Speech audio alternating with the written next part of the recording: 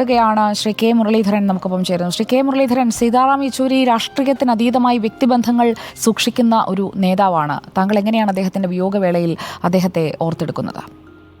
തീർച്ചയായിട്ടും അദ്ദേഹം എല്ലാവരുമായിട്ടും നല്ല സൗഹൃദം പുലർത്തിയ ഒരു വ്യക്തിത്വമായിരുന്നു സീതാറാം യെച്ചൂരിയുടെ.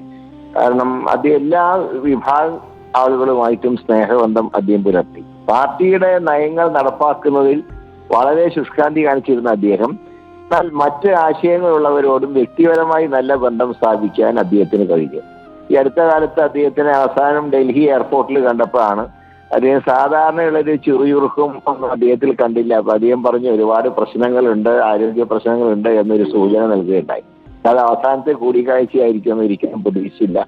തീർച്ചയായിട്ടും CPM മാത്രമല്ല, ഇന്ന് ഇന്ത്യ സഖ്യത്തിന് ഏറ്റവും അധികം ശക്തമായിട്ടുള്ള പിന്തുണ നൽകിയ യെച്ചൂരിയുടെ നിര്യാണം ഇന്ത്യ സഖ്യത്തിന് ഒരു നഷ്ടം തന്നെയാണ് എന്നുള്ള കാര്യത്തിൽ സംശയമില്ല.